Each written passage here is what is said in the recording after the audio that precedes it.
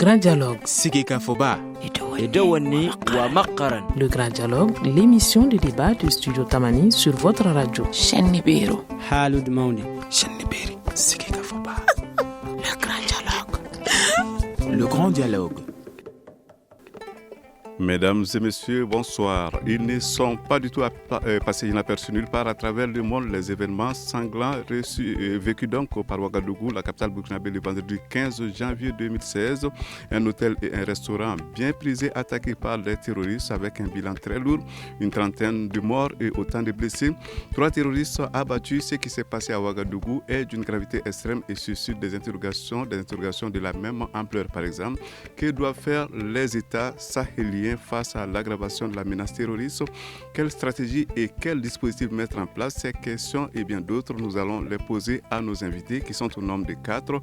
Nous avons Claude Olivier Violuso. Violuso, c'est un collaborateur de la Fondation Hirondelle à Ouagadougou. Il est donc en ligne. Bakary Ouaba, il est journaliste à un journal burkinabé qui s'appelle La Mutation. Lui aussi, il est en ligne.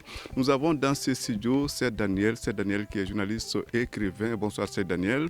Bonsoir. Siaka Tcheblé Doumbia est également là. Il est du Centre d'analyse politique et économique. Monsieur Dambélé, bonsoir. Monsieur Doumbia plutôt. Monsieur Doumbia, bonsoir. Voilà, c'est compris. Le grand dialogue de ce lundi vous est donc présenté par Seydou Fomba, auditrice solitaire. Bienvenue.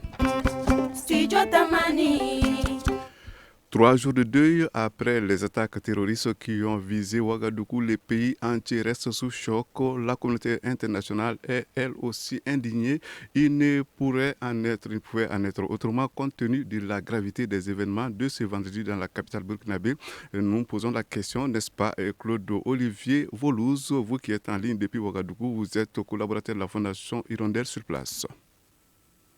Oui, alors écoutez, je travaille à Ouagadougou. Là, je suis de retour dans mon pays, mais j'ai vécu tous les derniers événements donc depuis le mois d'août à Ouagadougou.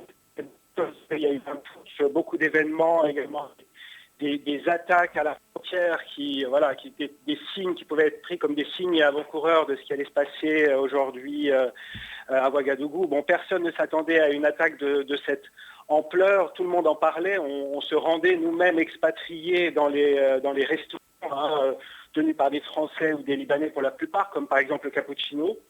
On savait bien que c'était des lieux qui étaient particulièrement exposés avec, en l'occurrence pour le Cappuccino, une grande baie vitrée qui donnait directement sur l'une des rues les plus fréquentées de Ouagadougou. On avait cette idée en tête, mais on n'arrivait pas à imaginer qu'un jour ça pourrait se passer. Mais ces lieux étaient particulièrement sécurisés, non, par les forces, par exemple, de maintien de l'ordre, non? Alors, si on parle du Cappuccino, il n'y avait aucune sécurité particulière devant ce restaurant. Il y avait un gardien non armé qui nous ouvrait la porte. C'était un lieu que certains expatriés refusaient de fréquenter parce qu'ils le savaient très exposé. Une grande baie vitrée, comme je vous ai expliqué, une facilité d'accès, 1 mètre et vous avez directement l'avenue la plus fréquentée de Ouagadougou. Pour ce qui est de l'hôtel Splendide, il y avait un détecteur de métaux de gardien, mais on savait que c'était des lieux qui pouvaient être ciblés. Alors, nous allons maintenant nous tourner du côté de Bakary Ouaba. Il est journaliste à La Mutation. C'est un journal de burkinabé. Alors, dites-nous, monsieur Ouaba, Ouagadougou sous choc. Alors, les événements qui se sont donc déroulés là-bas le vendredi dernier vont longtemps marquer les esprits. Bonsoir. C'est tout à fait exact ce que vous dites. L'attaque qui s'est déroulée dans la nuit du 15 janvier a beaucoup marqué l'esprit, d'autant plus que cela s'est déroulé sur la plus grande avenue donc, de la capitale, au centre-ville, donc au plein cœur de Ouagadougou. Le Cappuccino, qui est un restaurant-café très fréquenté aussi bien par les Burkinabés que par les expatriés, et aussi l'hôtel Splendide, qui est un hôtel suffisamment connu, un grand hôtel au cœur de la capitale. Le bilan actuellement est de 29 victimes décédées. Donc c'est un lourd bilan, mais ce n'est pas la première fois que les terroristes se signalent au Burkina, mais cette fois, le bilan est encore plus macabre. Alors, Serge Daniel est là dans ce séjour. Dites-nous, Serge, alors, ce qui s'est passé quand même à Ouagadougou, ça rappelle un peu, non, ce qui s'est passé à Bamako ici, il y a quelques 2 mois, à l'hôtel Radisson? Oui, ça rappelle ce qui s'est passé non seulement à Bamako, mais ce qui s'est passé aussi en France, en miniature. Vous voyez, il y a eu le Bataclan, il y a eu des restaurants. C'est ce qu'on appelle dans le jargon technique une attaque complexe. Une attaque complexe, une double, une triple attaque. C'est-à-dire vous avez un restaurant qui est attaqué, vous savez, le Cappuccino, tout le monde le connaît, ce restaurant à Ouaga, mais vous avez un hôtel. En face de l'hôtel, vous avez un Taxi Brousse, un endroit en plein air qui s'appelle Taxi Brousse. Vous avez 3 autres choses. Vous avez des voitures qui ont été brûlées, mais quant aux cibles, et c'est ça qui est important, ce n'était pas seulement les étrangers qui étaient visés. C'est-à-dire que vous avez les nationaux qui étaient visés aussi. Il y a 18 nationalités, nous dit-on. Donc, c'est une attaque complexe. C'est ça qui, moi, m'a surpris. Mais l'attaque de l'événement en lui-même ne m'a pas du tout surpris parce qu'il faut s'attendre d'ailleurs demain à ce qu'on ait le même type d'attaque dans d'autres pays africains. Cela veut dire 2 choses, à mon avis, très rapidement. Cela veut dire que le djihadisme, le terrorisme est un cancer qui se métastase un peu partout, ce qui est tout à fait normal, et que, nous allons le voir tout à l'heure, le problème, ce n'est pas seulement le Mali. Tant qu'on ne va pas résoudre le problème au Mali, vous aurez des terroristes qui vont se balader un peu partout dans la sous-région. Chaka Tcheblé Doumbia. Oui, merci beaucoup, M. Fomba. Moi également, à mon tour, je pense que je n'ai pas été surpris par cette attaque-là. Bien avant ça, il faut se rappeler que le 19 septembre déjà, il y a eu des attaques à la frontière dans le sac de Kourou, il y a eu des attaques à la frontière malienne.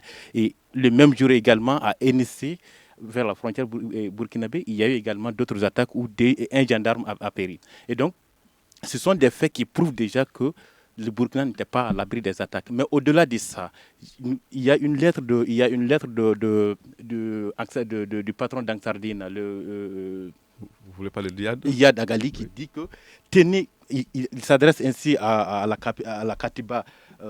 La Katiba Khalid Ibn Wali qui dit que tenez à vous espérer ne pas vous concentrer dans un seul endroit, essayez de couvrir la frontière burkinabé, la Côte d'Ivoire et la Guinée. Ça veut dire qu'aucun État de la sous-région n'est aujourd'hui à l'abri de ces attaques-là. Voilà, c'est un message précis. C'est un message très précis. Alors, ces événements ont suscité quand même beaucoup de réactions. La solidarité manifestée est-elle à hauteur de souhait? Je pose la question à Claude Olivier Voluse. Si la solidarité est... bon, écoutez, ça a touché beaucoup de pays, puisqu'il y a beaucoup de nationalités qui sont représentées parmi les victimes. Je vous donne l'exemple de la Suisse. C'était 2 personnalités bien connues, notamment du monde politique, avec un ancien parlementaire qui, qui a été également le patron de la Poste, le service postal. Bon, donc ça a eu beaucoup de retentissement en Suisse, au Canada, je crois aussi. Voilà, c'est l'objectif des terroristes, c'est frapper, faire un grand coup, toucher le maximum de nationalités pour avoir un grand retentissement dans les médias. Et aujourd'hui, l'émotion est très vive en Suisse notamment où je me trouve. Bakary Doumbia, vous êtes journaliste à la Mutation, un journal burkinabé. Est-ce que vous avez été surpris par la grande solidarité manifestée après ces attaques? Non, pas vraiment surpris par la solidarité qui s'est manifestée après ces attaques. Aussi ces attentats donc, à Bamako, lorsqu'il y a 1 an ou 2, on avait attaqué également à Niamey. Je pense qu'il y a déjà une solidarité africaine qui est là.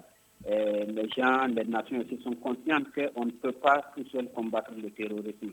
Et là, lorsqu'on a attaqué dans une capitale voisine, on se sent tout de suite touché parce qu'on se dit le prochain, ça peut être nous-mêmes. Donc c'est tout à fait normal pour moi qu'effectivement ces autorités africaines, ces populations africaines manifestent cette solidarité à l'endroit du peuple burkinabé.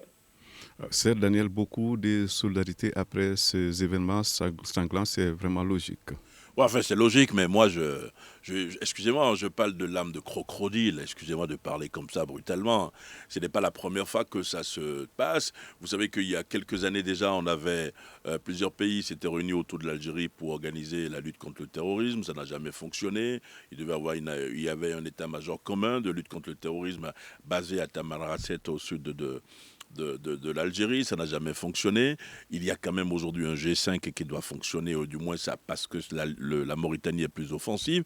Ce sont des larmes de crocodile, parce que les États de la sous-région ne comprennent pas que la lutte contre le terrorisme sera transversale ou elle ne le sera pas. C'est-à-dire que si vous voulez lutter contre le terrorisme, dans le nord du Mali. Il faut pouvoir lutter contre le terrorisme au Burkina. Il faut lutter contre le terrorisme en Côte d'Ivoire. Partout, si on ne le fait pas, on n'arrivera pas à lutter contre le terrorisme. Ce n'est pas possible. Maintenant, il y avait la situation possible du Burkina Faso. Il ne faut pas l'oublier. Vous savez que le Burkina a repris la place du Mali dans les négociations pour libérer les otages. Donc, à l'époque, les djihadistes n'avaient pas intérêt à attaquer le pays. Et à l'époque, c'était M. Diendéré, le général Diendéré, qui était le patron de tous les services de renseignement du Burkina. Il est aux arrêts. Est-ce qu'entre-temps, les services n'ont pas été quelque peu désorganisés, il faut voir là aussi, et non se limiter à cette solidarité. Vous savez, en Afrique, même quand il y a un deuil sur le voisin, vous allez présenter les condoléances. Ce qui se passe aujourd'hui est très grave. Parce que les islamistes disent quoi? Ils disent deux choses.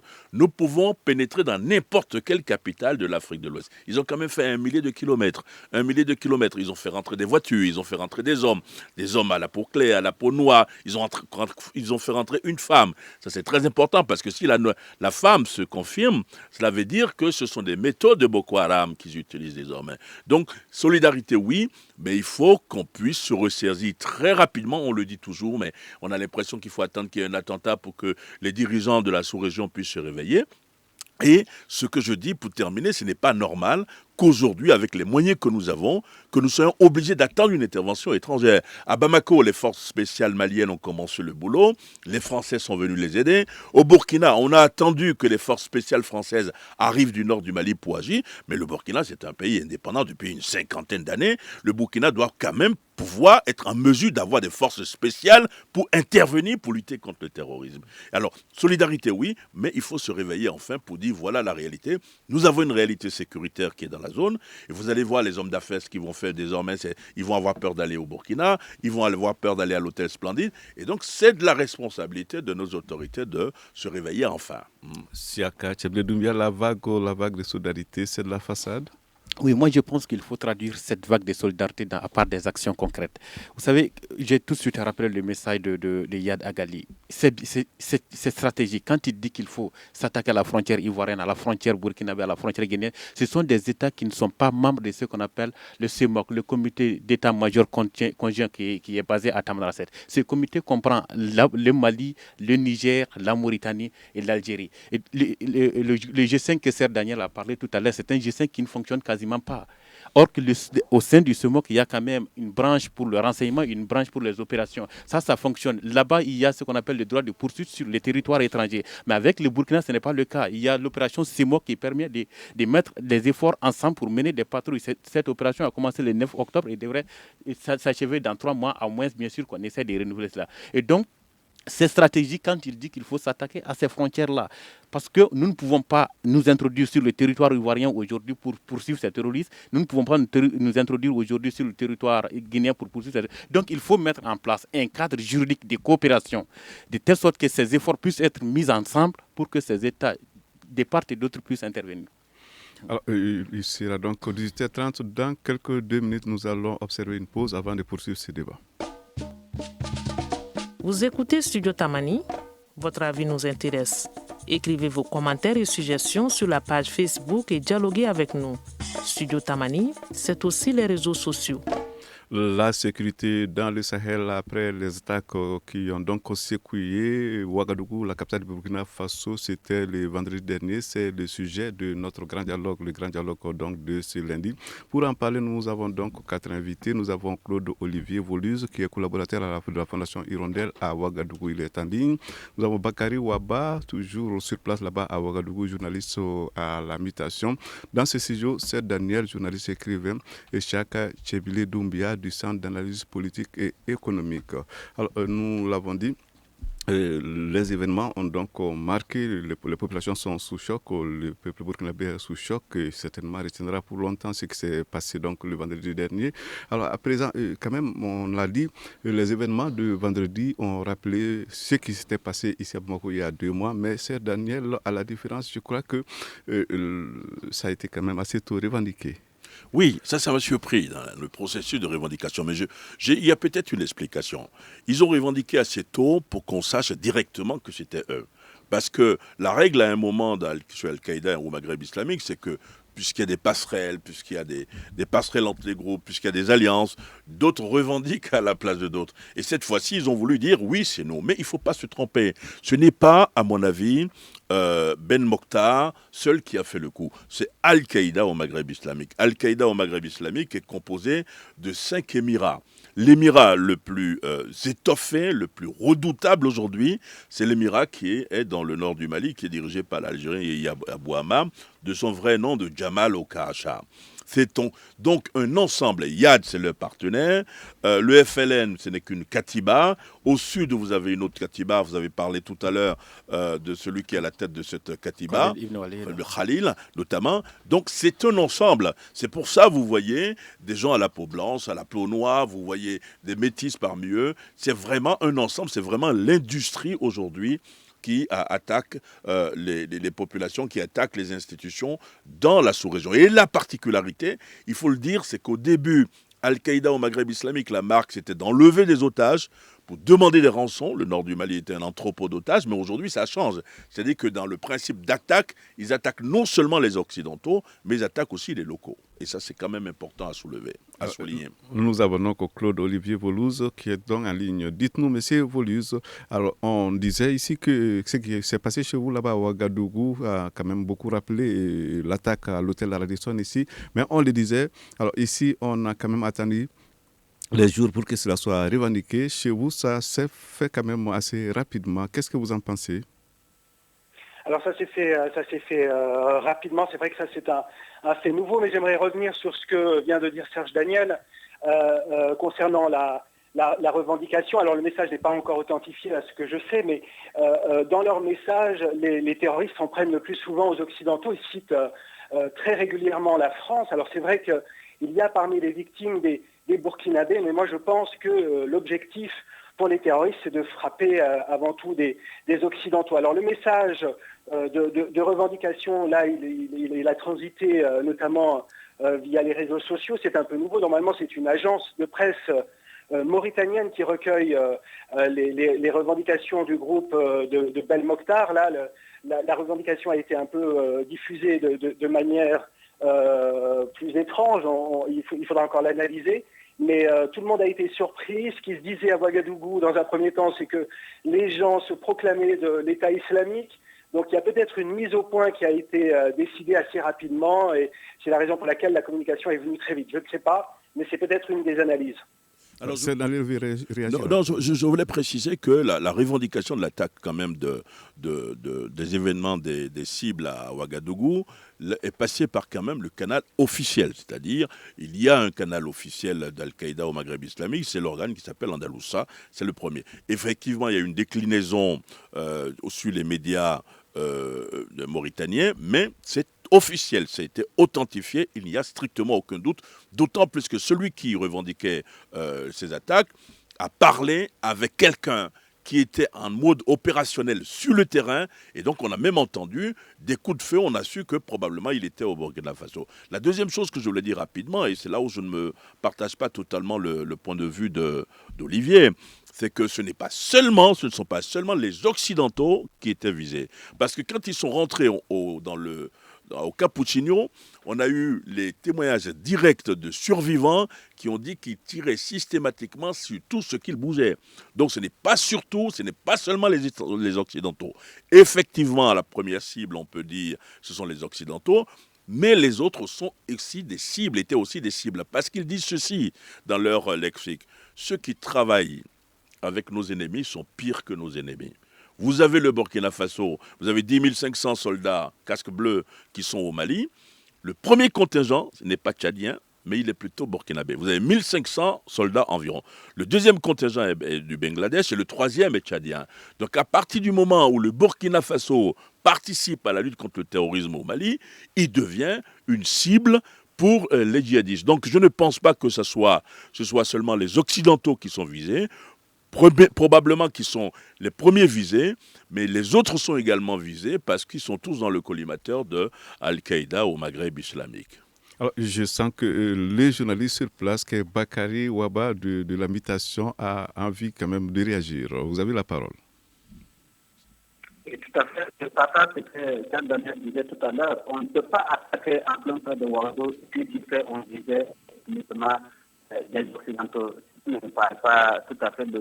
Effectivement, selon les différents témoignages des gens qui ont été vraiment rescapés de justesse, il se trouve que ces personnes-là auraient pu être tuées. C'est des gens qui sont arrivés comme ça, qui ont ouvert le feu sur la terrasse du café Capuchino. Et donc, ils auraient pu tuer n'importe qui. Et là de cela, ils sont rentrés, ils sont montés sur la terrasse, ils sont rentrés au restaurant et ils touchaient les gens pour voir s'ils vivaient. Et lorsque quelqu'un faisait un geste, il l'abattait donc à bout portant. Et parmi les choses qu'ils abattaient, il y avait naturellement des noirs comme des blancs. D'ailleurs, nous avons déploré de 7 Burkinabés et il y a encore 7 personnes qui ne sont même pas encore identifiées. Parmi ces 7 personnes, il y a encore 4 noirs. Donc, c'est sûr que ces personnes n'étaient pas venues seulement pour viser les blancs. Oui, moi je souhaiterais, pour ce qui concerne cette revendication, qu'elle soit venue à temps ou bien un peu en retard, c'est qu'il y a une sorte de concurrence entre ces différents groupes, ces différentes tendances. Mais l'essentiel, c'est de noter que c'est l'AQMI qui a fait l'acte. Ça, c'est le premier point. Le second point, j'aimerais également encore réagir, peut-être que ça va faire l'objet de beaucoup de polémiques. Moi, je me dis que il y a eu des civils qui ont été, il y a eu d'autres personnes, d'autres nationalités qui ont été tuées. Mais ce qui est clair, ce sont, moi, si je prends le cas de Lothar Radisson ici, ce sont des étrangers. La cible, le point attaqué qui nous prouve à dire que ce sont des étrangers qui constituent d'abord la première cible de ces terroristes-là. Et ils le disent dans les articles, dans leur revue. Ils disent que ne vous touchez pas aux musulmans. Ils le disent.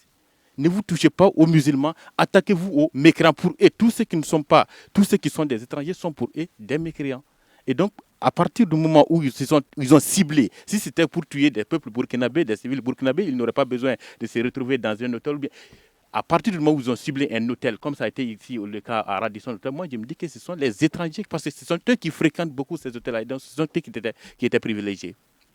Cette question à présent. Alors, plus les jours passent, plus la menace terroriste s'aggrave. Une question à présent. Est-ce que les mesures pour y faire face donc à cette nébuleuse suivent véritablement cette dernière? Je ne crois pas. D'abord, il faut dire une chose, c'est que par rapport à la nébuleuse, vous ne pouvez pas, vous avez beau prendre toutes les précautions, vous ne pouvez pas les empêcher. C'est-à-dire, ils arrivent toujours à passer par les mailles du filet. Vous avez vu en France quand même, qui est un pays qui a plus de moyens que nous, un pays qui est organisé. La différence entre les Français, la différence entre l'Europe et l'Afrique de l'Ouest, de ce qui se passe ici actuellement, c'est que quand il y a un attentat là-bas, au bout de 3-4 jours, on arrive à remonter le fil. On arrive à arrêter les gens. Ici, on n'arrive pas. Est-ce que vous voyez? C'est ça le problème. On n'arrive pas. Jusqu'à présent, on n'a arrêté personne. Il y a eu je crois qu'ils ont tué des terroristes au Burkina, comme au Mali, mais on n'a arrêté personne. L'enquête sur le Radisson ici, j'ai entendu le procureur, il est très sympa, mais l'enquête n'avance pas. C'est ça le véritable problème. Ça veut dire que nous sommes désorganisés et que nous devons mieux nous organiser par le renseignement, d'abord pour faire face à la menace avant, pour faire face à la menace pendant et pour faire face à la menace après. Et malheureusement, on n'a pas ces moyens-là. Et on devrait pouvoir avoir ces moyens. Il y a 50 ans que nous sommes indépendants, chers amis, et je pense que nous avons les moyens de notre politique. Former les troupes à la lutte antiterroriste, ça dure depuis bientôt une quinzaine d'années qu'on parle du terrorisme dans le Sahel, dans le Sahara. Et ça, c'est un devoir pour nos dirigeants de le faire. Si on a créé l'UEMOA, on peut créer également une petite sous-régionale de lutte contre le terrorisme très efficace.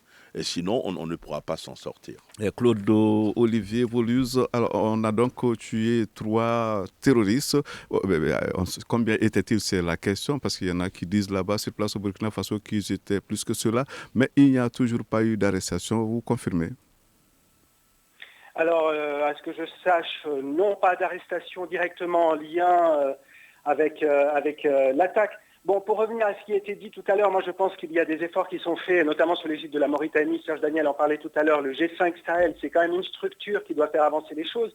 Dans le partage de renseignements, c'est quand même l'objectif affiché. Le renseignement qui doit quand même servir à surveiller les terroristes et non pas les opposants ou les journalistes, par exemple. Il faut revoir les objectifs. Il y a les patrouilles mixtes aux frontières. Il faudrait dynamiser tout cela. Je sais qu'au Burkina Faso, il y a des efforts qui sont faits pour tenter de constituer des forces spéciales, puisque c'est l'objectif. On l'a vu, l'intervention des Français et des Américains, c'est lors de de l'attentat à Ouagadougou, c'est pas toujours très bien perçu par la population.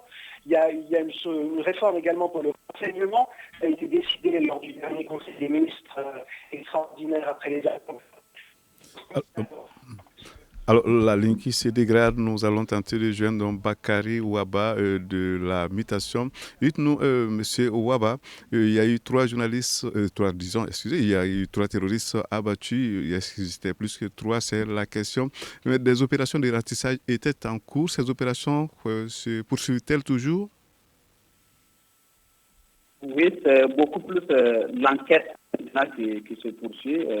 La zone est toujours quadrillée par les forces de sécurité.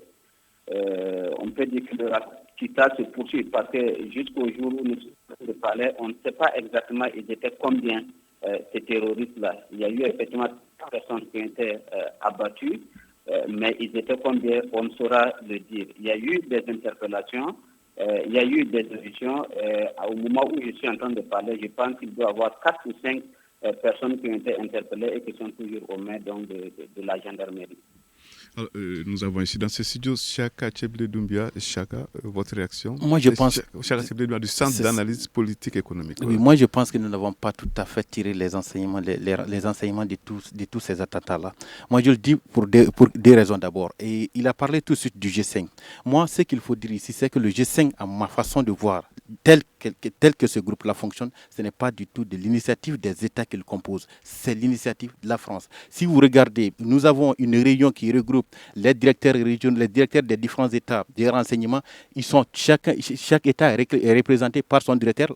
La France, le directeur de renseignement français est représenté. Il est assisté par 3 conseillers. Et c'est lui qui dit que la prochaine rencontre, ça se passera à Dakar ou bien ça se passera de l'autre côté. Donc, ce n'est pas d'initiative, ce n'est pas de la volonté, ce n'est pas nous qui avons tiré les leçons de ce qui se sont passés pour dire que eh nous allons mettre en place des G7 pour contrer les terroristes. Ça, c'est le premier enseignement qu'il faut tirer. Et le second point, c'est que, comme Serge l'a dit tout à l'heure, la lutte contre les terroristes, d'abord, l'efficacité, ça part d'abord de les empêcher à préparer leur entreprise territoriale, de les désorganiser.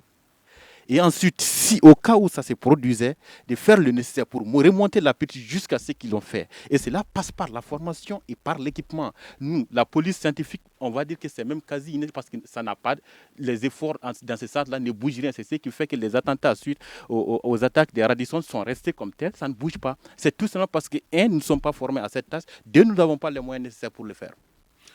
Nous avons chez nous, dans nos pays, nous avons des gardes présidentielles qu'on appelle des gardes prétoriennes. Si on a des gardes présidentielles pour protéger une institution qui est le président, donc ce sont des forces spéciales, nous devrions pouvoir avoir des forces spéciales pour protéger les populations contre le terrorisme. J'insiste là-dessus parce que la lutte sera transversale ou elle ne le sera pas. C'est-à-dire que ce n'est pas le Mali qui va rester dans son coin en disant voilà, j'ai formé des troupes, ou le Burkina qui va rester dans son coin en disant j'ai formé des troupes. C'est-à-dire que tous ces pays qui sont impliqués dans la lutte contre le terrorisme, tous ces pays qui sont dans cet espace-là, doivent pouvoir s'entendre pour former quelque chose. Rapidement sur le G5, je vais me permettre de vous dire que je ne partage pas votre avis, parce que cette initiative est plus offensive que le machin qu'on avait à l'époque, qui était regroupé au sein de l'Algérie avec un état-major, CEMOC avec un état-major commun, un centre de renseignement qui n'a jamais fonctionné essentiellement parce que les Algériens ont pour principe, disent-ils, de ne pas permettre à leurs troupes d'aller combattre sur notre territoire. Tant qu'on ne va pas mutualiser les efforts, nous ne nous en sortirons pas et j'en suis persuadé. Mais le problème, je vous le dis, vous voyez, il y a eu les attentats de Ouagadougou. L'atmosphère va se calmer à un moment et on va rester les bras croisés. Et quand il va avoir un autre attentat, vous allez voir les mêmes chefs d'État. J'ai appris que le Béninois était à Ouaga aujourd'hui, que le Malien, le Premier ministre malien était hier. Vous allez voir, ils vont commencer à faire la ronde, ils vont commencer à faire des communiqués, et ça ne va pas avancer. Nous perdons du temps. Et je voulais le dire. Monsieur Doumbia qui veut réagir? Oui, je veux juste dire à Serge que pour ce qui concerne le CEMOC, les résultats sont beaucoup plus probants que le G5. Il n'y a jamais eu de patrouille. Il n'y a jamais eu de patrouille. Je vais même reposer la question pourquoi l'Algérie ne fait pas partie de. Mais il n'y a jamais eu de patrouille. C'est moi que vous dites que c'est plus probable. Pourquoi l'Algérie ne fait pas partie de. Il n'y a jamais eu d'arrestation à cause de la position française dans cette organisation que l'Algérie se prive de participer à cette organisation. Et nous, aujourd'hui, la confiance dans le cadre de la lutte contre tout ça dépend des États qui sont frontaliers. Si aujourd'hui cette confiance n'existe pas entre nous et nos États frontaliers, nous ne bougerons pas. Mais qu'est-ce que le CEMOC a fait d'intéressant depuis qu'ils ont sur place. Le Ils droit n'ont de pas arrêté un poursuite, demi-terroriste. les droits de poursuite qui existent entre ces États. Ça donnait quoi? Ce sont des mesures Mais ça donnait quoi? Moi, je parle des résultats. Ce sont des mesures. Mais ça donnait quoi? Non, quand on pose la question de savoir est-ce que nous avons tiré les enseignements, ce sont des mesures qu'il faut prendre pour essayer de prévenir d'autres risques. Je vais vous dire, CEMOC, G5, etc., ça ne nous amènera nulle part. On a un espace qui est le Sahel. Vous avez des pays qui sont concernés, la Mauritanie, le Mali, vous avez le Sénégal, vous avez la Côte d'Ivoire, vous avez la Guinée, vous avez le Burkina, vous avez le Niger, vous avez le Tchad, vous avez la Libye. Ces pays doivent s'entendre pour organiser quelque chose et non attendre l'extérieur. Sinon, ça ne marchera pas. Si vous attendez les Algériens, on n'aura rien, absolument rien. Absolument rien. Et ça va être extrêmement difficile tant que Barkhane s'est imposé dans cette situation. Alors, Studio Tamani, 18h45, la suite de ce débat dans un instant. Une réaction, un avis, un commentaire. Réagissez sur la page Facebook de Studio Tamani et restez connectés avec nous. Studio Tamani sur les réseaux sociaux pour vous faire entendre. Le dernier volet de ce débat, nous allons donc parler de la tentative de trouver une solution régionale. Ils ont donc anticipé. Alors, les tentatives d'apporter une solution régionale à la menace terroriste, il y en a eu, notamment avec le G5 dont on parlait tout à l'heure. Les experts des pays, quand même, s'étaient rencontrés pour parler de renseignements. Mais est-ce qu'il ne faut pas aller au-delà? Je pose la question à Claude Olivier Voluz, qui est donc à Ouagadougou. Mais je pense que le moment est venu d'apporter une réponse concertée, de frapper un grand coup. En visite à Ouagadougou, le président béninois, Boni Yaïdi, dit vouloir réagir et riposter. C'est formidable, il faut que ce soit suivi des faits. Vous en parliez tout à l'heure. Pourquoi pas créer une force conjointe et que cette force puisse agir de concert pour frapper les terroristes et pourquoi pas suppléer la force Barkhane, par exemple, puisque c'est quand même au pays de la sous-région à prendre en main leur sécurité. Et il faut qu'ils y parviennent. Il y a une volonté, elle est affichée. Le président béninois en parle aujourd'hui, mais il faut que ces paroles soient suivies d'actes. Alors on attend, on va voir. Bakary Ouaba, vous êtes également à Ouagadougou, vous êtes journaliste à la Mutation. Vous pensez vous aussi qu'il faut une force régionale pour vite réagir? Je pense que c'est nécessaire. Comme je l'ai dit en début d'émission, aucun pays ne pourra à lui seul faire face à ce phénomène-là, au terrorisme. Et si vous avez vu que nos forces de l'ordre, nos forces de défense ont eu du mal effectivement à intervenir dès les premiers instants, c'est parce que ça paraissait nouveau pour ces militaires-là. Et donc c'était la première fois qu'on devait faire face à cette situation. Mais je pense que si par exemple les militaires qui ont libéré effectivement les stades de l'hôtel Radisson devaient intervenir à Ouagadougou le 15 mai, ils devaient profiter de l'expérience qu'ils ont eue, donc en libérant les otages de l'hôtel Radisson. Mais il se trouve que très souvent, les forces ne sont pas mutualisées, donc ce n'est pas évident qu'on puisse effectivement avoir des résultats. Donc, je pense que de gré ou de force, nous allons devoir arriver à cette mutualisation des forces parce que les terroristes nous y contraignent. Mutualiser les forces, le terme est utilisé par Bakary Ouaba, qui est donc journaliste à la Mutation. Qu'est-ce que vous pensez de cela, vous, Siaka Tchebledoumbia? Vous savez, Fomba, moi je pense que c'est très beau de le dire, il faut mutualiser les forces, mais ce n'est pas ces initiatives qui ne marchent pas. Mais le fait est que ça ne fonctionne pas. Nous avons la force d'attente, la force d'alerte, la force en attente de la CEDEAO qui est là. On discutait tout de suite sur le G5, on discutait surtout sur le CEMOC. Il faut aller au-delà de ça, comme vous l'avez dit tout à l'heure, pour inclure le Sénégal, la Guinée et tous les États de l'Afrique de l'Ouest. Ce sont des initiatives. Mais tant que ce n'est pas accompagné par des actes concrets, ça ne va pas produire des résultats. Serre posait tout de suite la question quelle preuve le CEMOC a pu donner. Le Mali a au sein du CEMOC un officier de renseignement qui nous donne des informations ici et qui nous permet de réagir sur le terrain. Ce n'est pas à nous de dire que ces informations sont venues de l'autre côté, que c'est à travers cet officier de liaison que nous opérons. À Côte d'Ivoire également, nous avons des officiers de liaison là-bas qui nous transmettent des informations. Mais moi, je pense qu'il faut aller dans un cadre, il faut établir un cadre juridique de coopération et d'y mettre des moyens, d'y donner des moyens. Sinon, aujourd'hui, le Mali a beau être fort à l'intérieur, il ne peut pas à lui seul résorber cette question du terrorisme. C'est Daniel. Je ne vais pas polémiquer, mais j'ai trouvé une expression, parce que à vous écouter, j'ai été inspiré. Le CEMOC, pour moi, c'est du pipeau. C'est du pipeau. Et pourquoi? Parce que ça ne marche pas et ça ne marchera pas. Parce qu'à la base, ça ne fonctionnera pas parce qu'un pays comme l'Algérie n'est pas prête a envoyé ses troupes dans la région pour combattre. C'est du pipeau. Le renseignement, vous avez beau avoir le renseignement, si vous n'avez pas les moyens pour intervenir, vous ne pouvez pas. Notre collègue, notre ami de Ouaga disait quelque chose d'important tout à l'heure, que je n'avais pas vu. Il disait, mais si les forces maliennes, parce qu'ici à Radisson, vous savez que les Maliens, les forces spéciales ont commencé le boulot avant l'arrivée des Français. Il disait, mais si les Français, si les Maliens, avec l'expérience qu'ils avaient, s'ils pouvaient venir à Ouaga, ça aurait été une bonne chose, on aurait pu mutualiser les efforts. Mais pourquoi ils ne sont pas partis? D'abord parce qu'ils n'avaient pas d'avion. Ensuite, pourquoi ils ne sont pas partis? Parce que ces forces spéciales ne sont pas dans un camp, entraînées, prêts à décoller tout le temps. Alors que dans un pays comme la France, ça c'est possible. Vous parliez tout à l'heure de Barkhane, vous n'êtes pas allé loin. Moi je suis persuadé que ce n'est pas Barkhane le médicament de la lutte contre le terrorisme dans le Sahel. Pourquoi? Parce que ce qu'on observe aujourd'hui de l'opération Serval, qui était au Mali, est devenue Barkhane dans tout le Sahel, c'est qu'ils n'interviennent pas au sol. C'est-à-dire les interventions au sol sont ciblées, parce qu'évidemment, ils ne veulent pas avoir beaucoup de victimes parmi eux. C'est vrai, ils localisent les cibles, ils font une opération ponctuelle et ils s'en vont. Ce n'est pas ce qu'il nous faut. C'est-à-dire ce qu'il nous faut dans le Sahel aujourd'hui. Si vous prenez la région de Kidal, par exemple, vous avez quand même 220 000 km². 220 000 km², c'est énorme. C'est plus que le Mali et le Togo réunis. Ce qu'il nous faut, sur les 220 000 km², vous avez plus de 100 000 km² de massifs rocheux, montagneux. Ce qu'il faut, c'est aller chercher les terroristes à la fourchette, à l'escargot.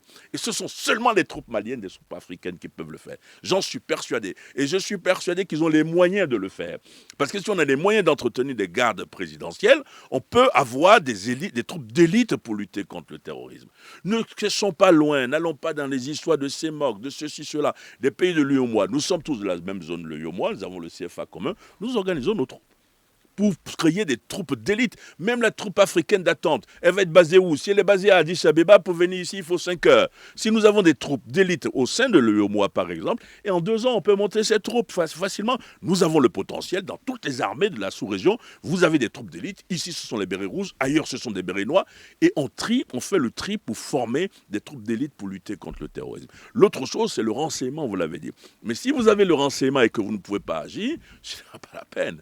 Est-ce que vous voyez? Il faut aller vite. Et je parie une chose, vous allez voir, en 2 semaines, les chefs d'État de la sous-région ne vont rien faire. Alors, une question à présent, nous allons la poser en premier à Claude Olivier Paulus à Ouagadougou. Qu'est-ce qu'il urge selon vous le plus à faire aujourd'hui? Augmenter les effectifs, renforcer les renseignements, se procurer le matériel adéquat, parce que quelqu'un disait que l'équipement est non adapté à la forme qu'a prise aujourd'hui le terrorisme, ou disposer des moyens financiers suffisants.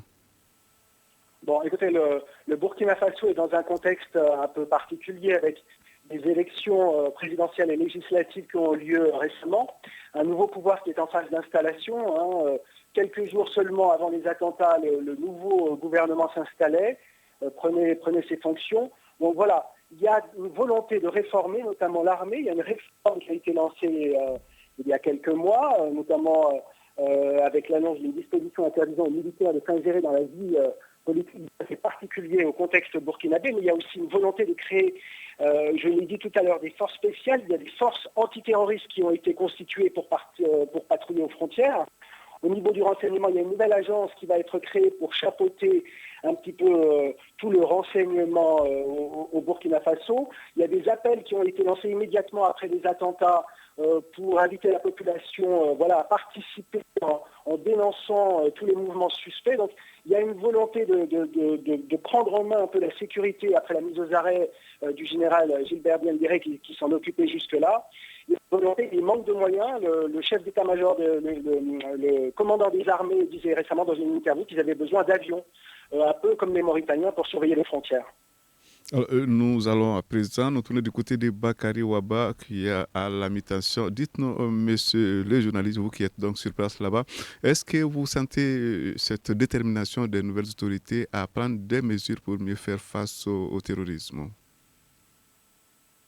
La volonté ne manque pas, mais les nouvelles autorités viennent à peine de s'installer, justement à l'occasion de son discours d'investiture. Le président Roma Christian Kaboré n'avait pas manqué de souligner avec force la nécessité, sinon l'impérieuse nécessité de lutter contre le terrorisme. Et quelques semaines seulement, nous sommes donc victimes de cette attaque-là. Dès le lendemain, très tôt, le 16 janvier, il s'est déplacé sur le lieu, il a fait un discours. Son gouvernement qui a été composé très récemment n'a même pas encore été installé parce qu'il n'y a pas eu de passation dans beaucoup de ministères. Donc nous étions en fait dans une transition parce que les autorités de la transition sont parties, les nouvelles autorités ne se sont pas suffisamment installées. Je pense que tout ce contexte-là n'était pas favorable pour faire face donc, à l'attaque que nous avons subie. Mais j'espère que maintenant, les autorités vont certainement s'y mettre, parce que c'est Cheikh Anta Diop qui disait que la sécurité précède le développement. Donc cela est très important. Aujourd'hui, la question de la sécurité, et surtout après cette attaque en plein cœur de Ouagadougou, je pense que nos autorités doivent mettre beaucoup l'accent là-dessus. C'est Daniel, sur quoi faut-il mettre l'accent? Les effectifs, les renseignements, les matériels, ou faut-il tout, ou va tout cela peut-être à la fois? Il y a d'abord la formation. C'est-à-dire que si vous voulez organiser des troupes, il faut la formation. Mais avant la formation, vous savez que chaque année dans nos pays, il y a ce qu'on appelle le budget. C'est un choix qu'on peut faire. Vous avez le premier poste budgétaire dans nos pays peut désormais être la sécurité. Parce que, en réalité, si vous n'avez pas la sécurité, vous n'allez pas avoir des hommes d'affaires investis dans vos pays. Vous ne pouvez pas développer un pays sans sécurité. La sécurité seule ne suffit pas. Il y a aussi le développement. Donc, c'est un binôme qu'il faut, à mon avis. Sécurité, développement au même moment. Sécurité, développement, organiser les troupes, les former. Et si vous voulez les former, vous n'avez pas besoin d'appeler seulement des experts français. Vous avez des réalités locales que des experts français peuvent ne pas comprendre. Vous pouvez appeler les Marocains, vous pouvez faire une formation, je dirais, multiple, mais en tenant compte de vos réalités. Mais puisque le nord du Mali, c'est quand même à côté d'une frontière qui s'appelle la frontière du Niger. Le Niger est à côté d'une autre frontière qui s'appelle la Libye. Je pense que de la même manière, à partir du moment où on forme les troupes localement, ce qui serait intéressant, c'est d'avoir un regard sous-régional, c'est ce que je dis, la sécurité transversale, sur cette formation-là, sur la mise sur pied de ces forces capables de lutter contre le terrorisme. Il faut ensuite aller voir ceux qui sont les jeunes terroristes. Les terroristes, on a vu à Ouagadougou, on a vu au Radisson, ce sont des gamins, c'est-à-dire qu'ils n'ont pas 22 ans. On leur fait un lavage, un surchauffage de cerveau. C'est pour ça que je parle aussi de développement, si vous voulez parler de sécurité. Moi, je vois dans l'immédiat quelque chose qui n'existe pas partout. Je vois une radio. Dans tous les pays de l'UEMOA, on peut réaliser cette radio en moins d'une semaine, une radio du bon musulman. C'est-à-dire une radio où le citoyen peut appeler n'importe qui, c'est-à-dire des érudits qui sont là, qui vous disent ça, le Coran a dit ça, le Coran n'a pas dit ça. Ça va déradicaliser des jeunes et ça va démystifier des apprentis terroristes. Et ça me semble important. C'est une mesure simple, mais qui peut être utile. Siaka Tchebledounia, pour terminer. Moi, je pense qu'en plus de la formation, il faut beaucoup mettre l'accent sur le renseignement. Encore une fois de plus, je reviens sur cette parce que la seule façon de prévenir les actes terroristes, c'est de les empêcher à organiser leur entreprise. Sinon, s'ils passent à l'acte déjà, ils vont commettre des crimes. Ce sont des vies et des vies qui vont être perdues. Donc, il faut mettre l'accent sur le renseignement. Il faut mettre des fins et former les gens dans ce domaine-là. Alors, s'achève donc notre débat de ce lundi. Je rappelle que le thème, c'était la sécurité dans le Sahel après les attaques subies par la capitale burkinabé le vendredi dernier. Alors, pour parler de ce sujet brûlant, nous avions 4 invités. Claude Olivier Volus, qui est collaborateur de la Fondation Hirondelle à Ouagadougou. Il était en ligne. Bakary Ouaba, journaliste à la Mutation, et journal burkinabé, était lui aussi en ligne. Dans ce studio, nous avions Sir Daniel, journaliste et écrivain. Siaka Tchebledounia, du Centre d'analyse politique et économique, était également. Nous disons donc à tous nos invités, merci pour leur disponibilité. Alors, la mise en onde était assurée par Peting Diara, régie vidéo Mamadou Ouattara, réalisation Ousmane Djadje Touré, à la présentation Seydou Fomba. On se retrouve demain pour un autre débat.